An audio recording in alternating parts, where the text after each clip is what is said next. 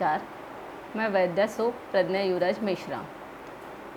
इस YouTube channel के माध्यम से हम आप सभी का तहे दिल से स्वागत करते हैं। इस वीडियो के माध्यम से हम हमारे देश की प्राचीन सांस्कृतिक धरोहर आयुर्वेद के बारे में आपको बताएंगे। आज के प्रेजेंट सिनेरियो में भारत की जनसंख्या 1.3 बिलियंस, बहुत ही जल्द हम चाइना को क्रॉस कर जाएंगे। 1.4 बिलियंस चाइना की पॉपुलेशन है। इन 1.3 बिलियंस में हमारी स्वास्थ्य सेवाएं चरमरा सकती है।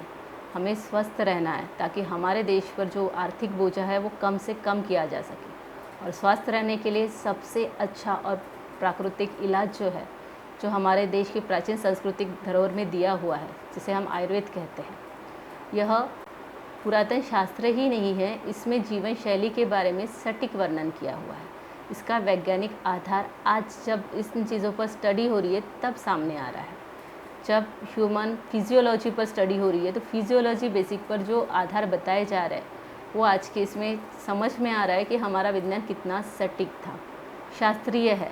लेकिन इसे समझने के लिए मैक्सिमम ग्रंथ जो है वो संस्कृत में लिखे गए, और संस्कृत यह काफ़ी कठिन भाषा है जो सामान्य जन की पहुँच से बाहर है। इसीलिए इन सभी चीज़ों का प्रॉपर तरीके से अभ्यास पूर्वक मैंने ये वीडियो बनाया है, जिसमें सबसे पहले हम चाहेंगे कि जिस तरह इंग्लिश कैलेंडर में 12 महीने होते हैं, हमारे जो प्राचीन संस्कृति भारतीय संस्कृति इसमें भी 12 ही महीने बताए हैं।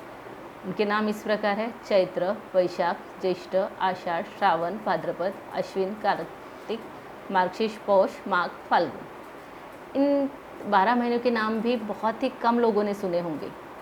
इनको ऑर्डर में अरेंज करना भी लोगों के लिए मुश्किल है, जबकि हम लोग जनवरी, फरवरी, मार्च, अप्रैल इनको बहुत ही फ्लुएंटली बात कर सकते हैं। परंतु जब संस्कृत के महीनों की बात आ रही है, हमारी सांस्कृतिक धरोहर को निभाने की बात आ रही है, तब हम पीछे होते जा रहे हैं। इसीलिए इसको वैज्ञानिक तरीके से मैंने इस वीडियो के आधार से आपको बताया है। इसमें 12 महीने और 6 ऋतु है।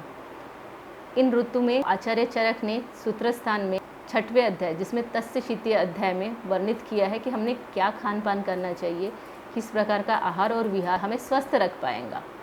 इन स्वस्थ रखने के लिए हमें जो जीवन शैली अपनाना है उसको ऋतुचर्या कहा गया है। ये ऋतुचर्या में 2 पॉइंट होते, आहार और विहार। इस भाग में हम विहार पर चर्चा करेंगे। विहार यानी हमारा रहन सहन किस ढंग का इस ऋतु में होना चाहिए। हमारा अभी श्रावण महीना शुरू है, तो श्रावण और भाद्रपद इस प्रकार 2 महीनों को मिलाकर क्रिएट होती है वर्षा ऋतु। बहुत ही आनंददायक ऋतु, उल्लास से भरी हुई ऋतु और बीमारियों से घिरी हुई ऋतु। जो इसके बारे में एक गलत चीज़ हमें बोलनी पड़ रही है कि ये बीमारियों से घिरी हुई ऋतु है। जितना उत्साह निसर्ग में होता है, सब तरफ हरियाली, पंछियों का चहकना, बारिश का बरसना, हर चीज़ लोगों को पसंद है। परंतु इसके साथ आती है बीमारियाँ, और इन बीमारियों से बचेंगे तभी तो हम बारिश का लुत्फ़ ले पाएंगे ना। इन बीमारियों से किस तरह बचना, इसके बारे में आचार्य चरक ने कहा है तस्य शीतीय अध्याय में कि हमें इस वक्त क्या क्या करना चाहिए। इस पार्ट में हम विहार इस टॉपिक पर कंसंट्रेट कर रहे हैं। अगले पार्ट में हम आहार पर फोकस करेंगे। विहार में सबसे पहले हमें है कि निद्रा कितनी लेनी चाहिए। निद्रा यानी सोना, हमें कितने घंटे सोना चाहिए। इस मौसम में अगर हम ऋतुचर्या का प्रॉपरली पालन करेंगे तो हमें व्याधि नहीं होंगी। इसके लिए सबसे पहले कि हमने सोना कितना है। हमें सोना ये 8 घंटे होता है। आयुर्वेद के शास्त्रों में लिखा है कि शाम को 7 बजे सो जाना चाहिए, जो कि आज के जीवन शैली के अनुकूल नहीं है। लेकिन फिर भी मॉडर्न के हिसाब से, जो मॉडर्न फिजियोलॉजिकल क्लॉक के बारे में जो उन्होंने बताया है, उनका कहना है कि हमें लगभग 10 बजे सोना चाहिए। 10 बजे सोना हमारे लिए बहुत ही अच्छे रहेगा। 10 बजे सोइए और सवेरे जल्दी से जल्दी उठिए। सोना अच्छी प्रॉपर नींद होने के लिए बहुत ही अच्छे और स्वच्छ आसन पे आपको सोना है। दोपहर में बिल्कुल भी नहीं सोना है। आयुर्वेद के ग्रंथों में ये क्लियरली मेंशन है कि दोपहर में सोना यह कफ को बढ़ाता है, और कफ को बढ़ाने का मतलब बीमारियों को बढ़ाना है। वात, पित्त और कफ तीनों दोष हमारे शरीर में साम्यावस्था में जब तक है तब तक कि हम स्वस्थ हैं, और जिसमें से एक भी दोष बढ़ गया तो समझ जाओ बीमारियां हमें छू ले। हमें बीमारी को अगर छूने नहीं देना है तो सबसे पहले दोपहर को सोना वर्षा ऋतु में वर्ज्य माना गया है। दूसरी बात है कि आयुर्वेद में कहा है कि इसमें जितनी आपको धूप दिखती है उतने धूप का सेवन कीजिए, ज़बरदस्ती ज़्यादा धूप में सेकना है, इस टाइप का कोई भी विहार आयुर्वेद में वर्णित नहीं है।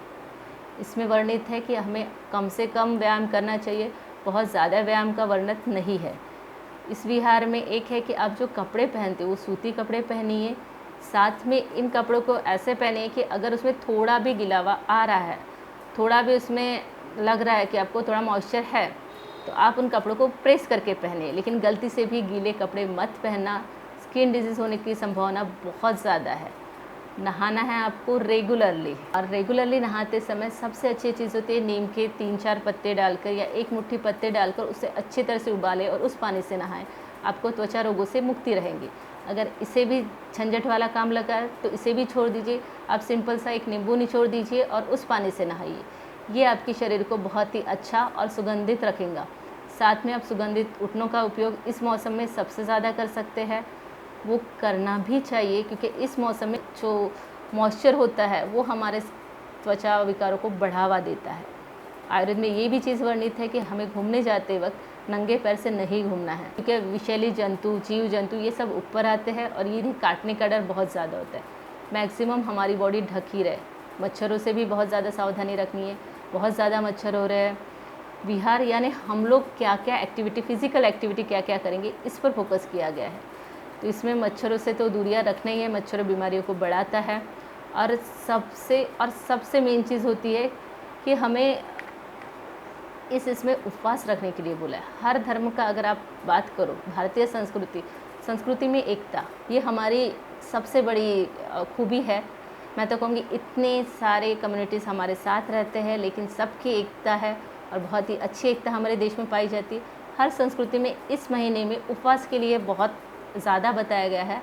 उपवास ज़रूर रखना चाहिए क्योंकि इस मौसम में पित्त का संचय काल कहा गया है आयुर्वेद में, और इसलिए मैं आपको बोलूँ कि उपवास रखना चाहिए। हर कम्युनिटीज़ में इस मौसम में उपवास पर ज़्यादा ध्यान दिया गया है। और इसमें होता है कि उपवास में आप तली भुनी चीज़ें ना खाएं। उपवास में बहुत ही सिंपल खाना खाएं। सादा और सिंपल खाना खाओगे तो बहुत अच्छा रहेगा। उपवास में लोग साबूदाना वड़ा और भगर ये सारी चीज़ें खाते, इन चीज़ों से परहेज़ रखिए। सबसे ज़्यादा होता है कि कूलर की हवा में बिल्कुल भी मत सोइए आप लोग। कूलर की हवा भी मॉइस्चर को ज़्यादा क्रिएट करती है। एसी भी होगा तो एसी का डक्ट भी ड्राई में रखिए।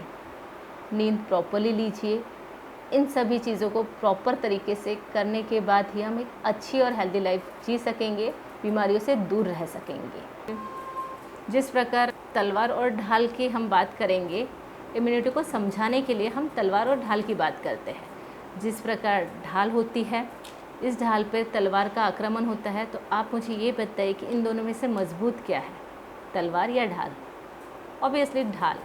हमारे शरीर को ढाल की तरह बनाइए, इतना स्वस्थ बनाइए कि किसी भी तरह का संक्रमण हमारी बॉडी के अंदर नहीं जाना चाहिए। और इसके लिए आपको आयुर्वेदिक दिनचर्या और ऋतुचर्या दोनों का उपयोग करना चाहिए। और इस ढाल को बनाने के लिए हम लोगों ने जितने भी पॉइंट्स आपको बोले हैं वो पॉइंट्स आप अच्छे से पालन कीजिए। इसके कारण आपकी इम्यूनिटी बूस्टर रहेंगी और किसी भी प्रकार के संक्रमण वाली कोई भी तलवार हमें नुकसान नहीं पहुंचा सकेंगी। आयुर्वेद में शरीर शुद्धि को बहुत महत्व दिया गया है, जिसमें पंचकर्मों को एक स्पेशल इम्पोर्टेंस है। और इस मौसम में वात का प्रकोप काल कहा गया है। वात का प्रकोप काल होने के कारण वर्षा ऋतु में बस्ती यह चिकित्सा पंचकर्म में सबसे श्रेष्ठ बताई गई है।